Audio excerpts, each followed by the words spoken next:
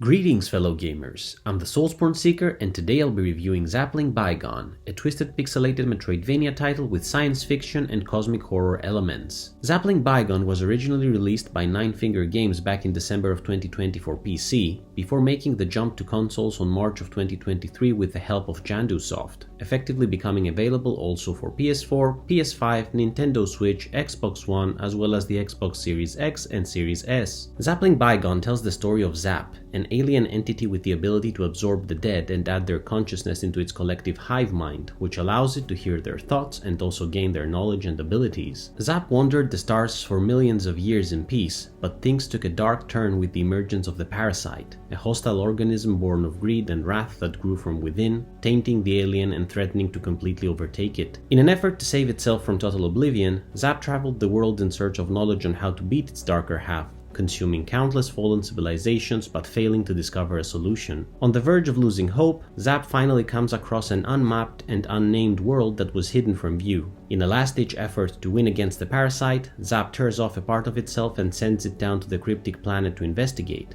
and thus the titular Zapling begins a race against time to save its hive mind from extinction. I have to admit that the story of Zapling Bygone went much deeper than I originally thought it would. The world you will get to explore is drenched in hidden lore with undertones about the destructive side of religion and the consequences of despair, all seen through a prism of cosmic horror with clear Lovecraftian influences. Speaking about the game's setting, Zapling Bygone features a decently sized interconnected map filled to the brim with secrets to discover and new abilities to gain. While the game does not boast a lot of biomes, I have to say that the ones it does were quite interesting to investigate. Ranging from underground caverns and rusted sewers all the way to decrepit ruins and hostile mountains, each area has a unique story to tell which, more often than not, is a tragic tale of loss, loneliness, and downfall. When it comes to actual exploration, Zapling Bygone features a significant number of hidden areas with a variety of different collectibles to get, some of which provide pieces of the puzzle that is the history of the world, while others grant you new abilities to use, making environmental traversal and combat easier and more exciting. When it comes to these new abilities, there are two different ways to obtain them.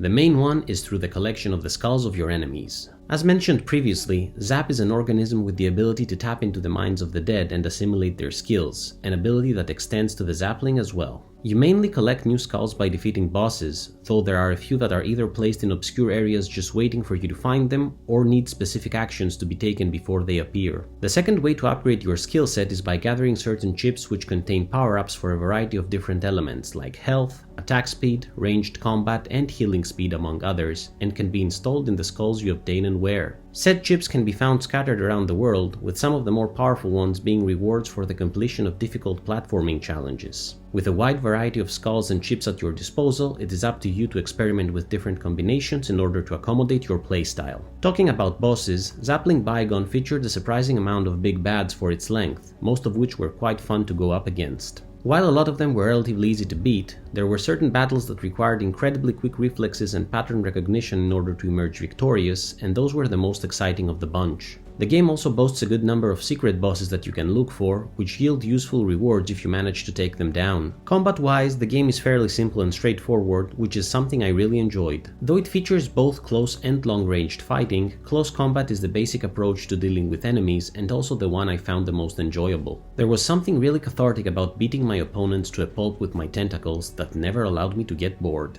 Add to this the various upgrades you can get with the use of the chips, and you can tailor your approach to fighting based on your tastes. Whether you want to deal slow but powerful hits or fast but weaker ones, or even if you wish to approach combat from a long distance, there's something here for everyone. I do need to mention that the game's length is on the short end of the spectrum. It will take you about 3 hours to finish the main story, with a couple extra hours if you want to find everything, but this was a positive in my book. I felt that Zapling Bygone was long enough to remain engaging and offer an interesting experience without the downside of overstaying its welcome. One more thing that was a personal favorite was the art style the developers utilized when it came to the comic panels that you find, as well as the few cutscenes you get to see. The nostalgic 90s cartoon aesthetic really worked for me and gave Zapling Bygone an extra flair when it came to its visuals. In conclusion, I had a lot of fun playing Zapling Bygone. I loved the exploration and combat, I had a blast going against certain bosses, I was pleasantly surprised by the story's depth, and I loved the nostalgic vibes I got from certain aspects of its presentation. With a world packed full of hidden collectibles and gameplay that offers a decent challenge without becoming unfair, Zapling Bygone comes highly recommended if you enjoy pixelated Metroidvanias and have $12 to spare.